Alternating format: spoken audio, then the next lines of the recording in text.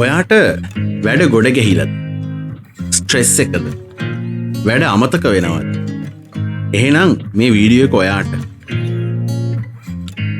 වැඩ ගොඩක් තියෙන කෙනෙක් ස්ට්‍රෙස් වෙලා ඉන්න කෙනෙක්ට සාර්ථකම ක්‍රමේ තමයි ඔයාට තියෙන වැඩ ටික, ඔයාට ඉෂ්ට කරන්න තියෙන ටාගට්ස් ටික ඩයරියක් හරි පොතක් හරි අරගෙන ලියන්න ඉස්සෙල්ලා.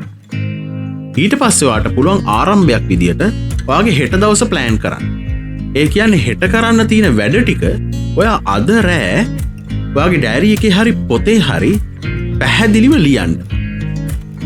ඊට පස්සේ හෙට දවසේ අවසානයේ හවස් වරුවේ හරි රෑ වරුවේ හරි ඔයා චෙක් කරලා බලන්න ඔයාලා ලියාගත් ඒවායින් කොච්චර දුරට ඔයා සම්පූර්ණ කරගත්තද කියලා. ඒ කියන්නේ සෙල්ෆ් ස්කෑන් එකක් කරන්න හැමදාම හවස් වරුවට හරි රෑ වරුවට හරි ඔයාලා ලියාගත්ත ටික කොයිතරම් දුරට ඔයා සාර්ථකව කරගත්තද කියලා. මේ විදිහට ඔයා දවස ප්ලෑන් කරනවා. ඊට පස්සේ ඔයා සතිය ප්ලෑන් කරන්න පටන් ගන්නවා. ඔයා සතියකට කරන්න තියෙන වගේ ටාගට්ස් ටික, ඔයාගේ ඉලක්ක ටික ඔයා සතිය ආරම්භයේ ලියන්න පටන් ගන්නවා. ඉන් පස්සේ මාසේ ප්ලෑන් කරන්න ඉස්සරහට. මාසේ මුල ප්ලෑන් කරනවා ඊළඟ මාසේ ඔයා මොකද්ද කරන්න කියලා. ඊට පස්සේ මාස 6ක් ඉස්සරහට ඔයා ඇක්ෂන් ප්ලෑන් එක හදන්න. ඉන් පස්සේ අවුරුද්දටම ඇක්ෂන් ප්ලෑන් එක හදන්න.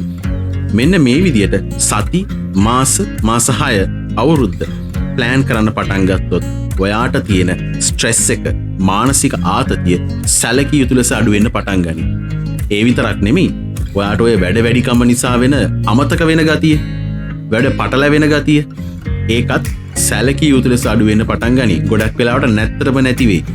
ඒ වගේම ඔයාට තියෙන ස්ට්‍රෙස් එක, මානසික ආතතිය, ඔළුවට තියෙන බර ගතිය, කේන්ති යන ගතිය, නොරිස්සුම් ගතිය, වැඩ අධික වීම නිසා ඔයාට ඇතිවෙන සිත් ඇවුල, මේ ගොඩක් දේවල් අඩු කරගන්න පුළුවන්.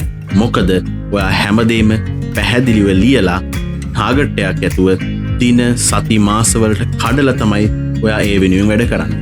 ඒ වගේම ඔයා හැම සතියකට සැරයක්ම, හැම දිනයකම සෙල්ෆ් ස්කෑන් එකක් කරගන්නවා. මේවෙන් මම කොච්චර සම්පූර්ණ කරගත්තද කියලා ඉවර වෙනවා. ඒතර ඔයාගේ ප්‍රෝග්‍රස් එක ඔයාට මැනගන්න පුළුවන්. ලියන එක ඉතාමත්ම වැදගත්.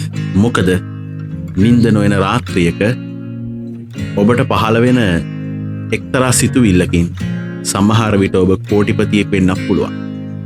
සුබ දවසක්. කරලම් බලන්න.